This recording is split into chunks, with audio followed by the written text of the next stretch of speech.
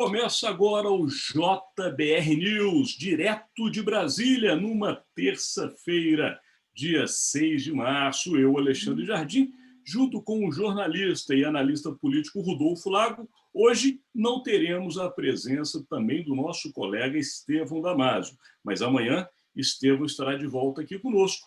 E diante de um dia como hoje, muitas notícias têm repercutido na capital federal. A gente até fez uma reunião agora há pouco, seguidor, para você entender a dificuldade que tivemos, porque a nossa lista aí tinha 10 fatos importantes, mas nós temos que levar apenas um fato e, obviamente, checamos junto também a mercado brasiliense, vamos dizer assim, e o que mais repercute de fato são dois assuntos.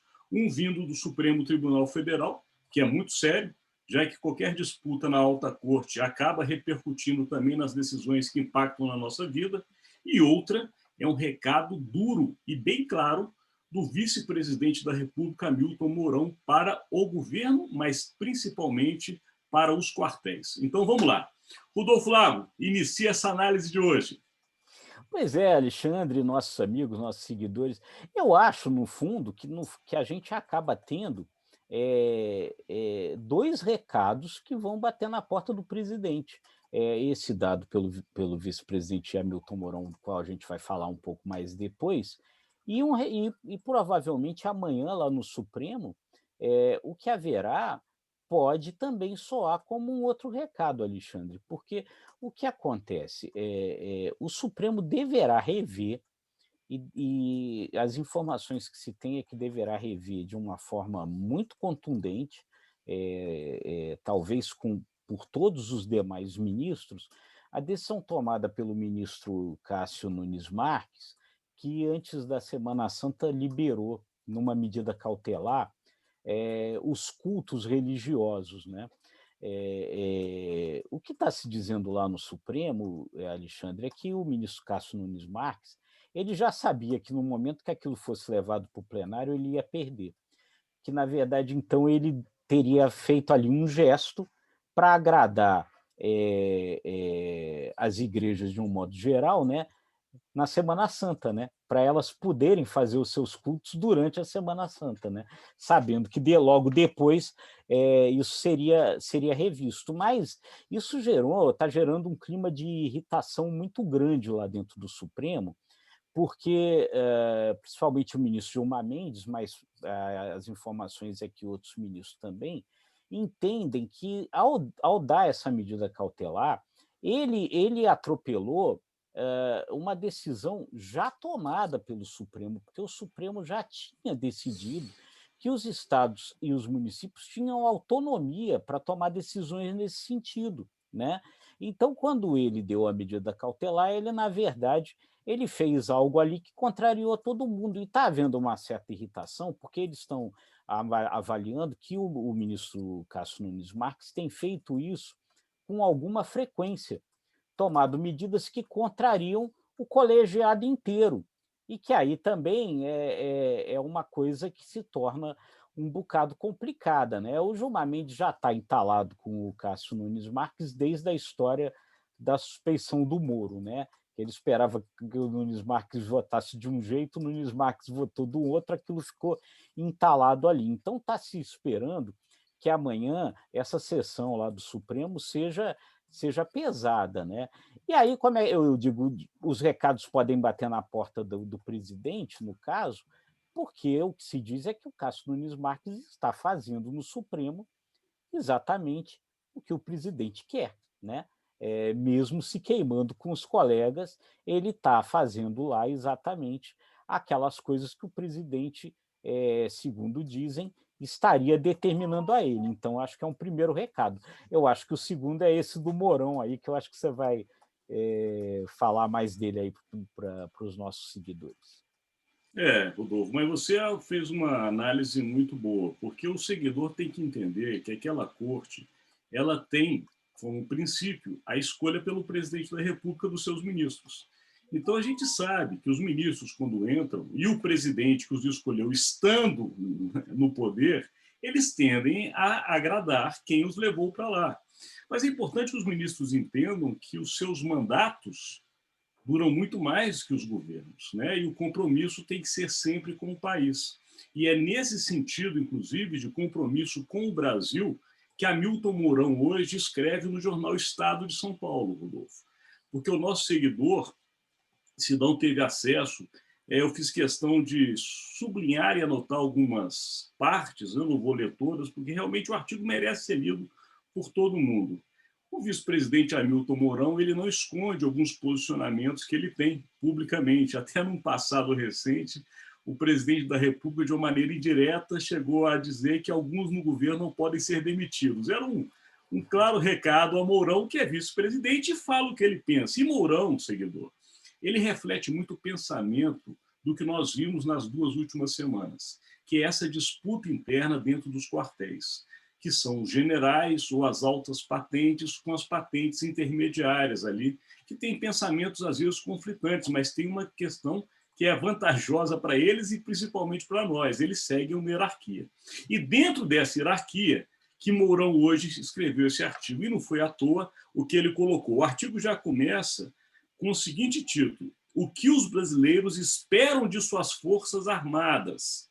E, ao final, ele fecha justamente com esta frase, dizendo: é isso que os brasileiros esperam de suas forças armadas. Mas o que dá a entender ao final do artigo é que, na verdade, é isso que o alto comando espera das suas tropas nos quartéis, que é justamente entre os pontos ressaltados pelo vice-presidente da República são compromissos dos militares com a pátria, em letra maiúscula e reforçada em vários momentos, dizendo também que é muito bom que os brasileiros, todos nós cidadãos, nos preocupemos com a posição e o posicionamento das Forças Armadas, porque, de fato, elas podem fazer algumas coisas que afetam diretamente as nossas vidas. Então, é importante essa preocupação. Mas ele disse e ressaltou que o papel das Forças Armadas é garantir a lei e a ordem, e que isso depende delas. Mas deu uma cutucada no governo ao falar que as reformas estão sendo deixadas de lado. Claro, ele justifica pelo momento que vivemos da Covid, mas ele chama de postergação de reformas imprescindíveis ao país e cita a tributária, a administrativa e a política, e vai mais longe. Diz que elas são importantes devido à corrupção e ao clientelismo político que se instalou no Brasil.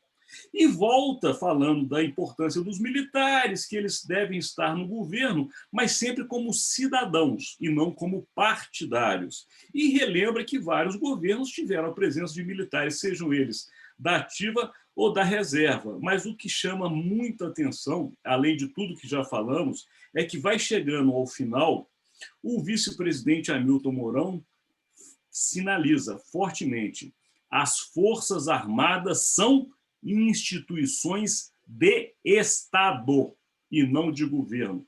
E fala mais, que eles são cumpridores da lei. Abre aspas.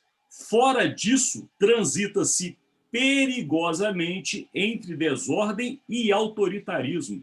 Fecha aspas. E lembra, inclusive, o que houve nos Estados Unidos no final do ano, quando o ex-presidente Donald Trump tentou anular as eleições norte-americanas. Ele lembra que as Forças Armadas norte-americanas foram fundamentais para garantir o processo democrático e, inclusive, a posse de Biden na presidência. Um recado claríssimo: se haveria alguma dúvida de uso das Forças Armadas, como se mencionou há poucas semanas atrás, o vice-presidente, que reflete o pensamento dos generais, foi muito claro. E aí, claro, finaliza dizendo: as Forças Armadas continuarão a cumprir rigorosamente suas missões constitucionais. Fecha aspas. Ou seja, Rodolfo Lago, eu acho que é autoexplicativo, né? Essa análise a gente não precisa aprofundar. Mas é importante que o eleitor saiba que, quando a gente traz esses dois assuntos à tona, é por conhecermos Brasília e sabermos como estes assuntos vão repercutir para dentro do governo. Reações são esperadas a partir de agora. Porque, da parte do presidente da República, que havia, obviamente, vamos ser muito claros, numa iniciativa ou numa tentativa de uso político das Forças Armadas, Ele tem um posicionamento que vem do Palácio ao lado dele, dizendo que não é bem assim. Por parte do Supremo, que também, como o Rodolfo Lago bem colocou, espera-se que um ministro indicado pelo presidente faça a política que interessa ao Planalto, a própria corte falou, também não é bem assim. Portanto, o poder presidencial no Brasil é fundamental, mas ele é limitado pelos demais poderes, como o Rodolfo Lago sempre gosta de dizer, não é isso, Rodolfo? É isso aí, é isso aí. Um poder limita o outro. É assim que a democracia funciona. E é isso que a gente viu hoje neste conteúdo. Então vamos para aquele momento, a aposta de hoje. Está contigo, Rodolfo. Alexandre, eu acho que a gente tem que observar muito esses movimentos aí políticos, né, já com vistas às eleições de 2022, a partir de um dado novo, que eu acho que é importante, que surgiu ontem, com uma nova rodada da pesquisa que o Instituto IPESP faz para a XP Investimentos. Essa pesquisa mostra, pela primeira vez, o Bolsonaro atrás, o Bolsonaro não mais líder das pesquisas de intenção de voto. É a primeira vez que isso acontece, né? Desde 2018, essa pesquisa mostra o Lula em primeiro, e ela aponta também um dado interessante ali no meio dela, que é o seguinte: uma certa desidratação do Sérgio Moro e um certo crescimento do Ciro Gomes como candidato, que aponta um empate ali no meio. E nas simulações de segundo turno, mostra o Lula também vencendo o Bolsonaro e empatando tanto com o Ciro como com o Moro, então, eu acho que você tem aí alguns movimentos que são interessantes e que a gente deve ver. O primeiro é essa subida ao primeiro lugar momentânea do presidente Lula, e esses movimentos aí que já podem indicar, podem vir a estimular, talvez, uma aceleração desses processos aí de alianças no centro, né? Que a gente viu aí desde a semana passada, depois aí que os candidatos de centro assinaram em conjunto um manifesto, né? O que parecia indicar aí uma possibilidade de aliança entre eles, né? Então, o jogo de 2022 ele está sendo jogado, ele começou a ser jogado e ele já começa a ter reflexo, né? Perfeito, Rodolfo. A minha aposta é dentro exatamente do que você acabou de dizer. A minha aposta é que quem vencerá em 2022 será aquele que conseguir brigar menos. Porque se do lado da direita existe uma briga do presidente Jair Bolsonaro consigo mesmo e com quem está ao seu lado, no caso da esquerda, há uma briga entre eles. Porque justamente essa subida de Ciro Gomes, que poderia fazer com que a esquerda se unisse, já virou uma disputa interna, porque o Ciro Gomes resolveu chamar o Lula para vice-presidente, o PT achou péssima a ideia, que não tem como caminhar. Ou seja, a esquerda briga entre si e o presidente cria Briga com ele conflitos mesmo. diários. Então a aposta é quem chegará vitorioso em 22, quem brigar menos. Chegamos ao final desse JBR News sem Estevão Damásio, mas lembrando a vocês que amanhã ele está de volta e que este conteúdo é uma parceria do Grupo Imagem e Credibilidade com o Jornal de Brasília. E o nosso parceiro, o Jornal de Brasília, tem outros conteúdos sempre disponíveis. Vá até a página www.jornaldebrasilia.com.br e também no Imagem e Credibilidade.com, nas nossas redes sociais e também no Spotify. Até amanhã, meus amigos. Tchau, gente. Um abraço. Até amanhã.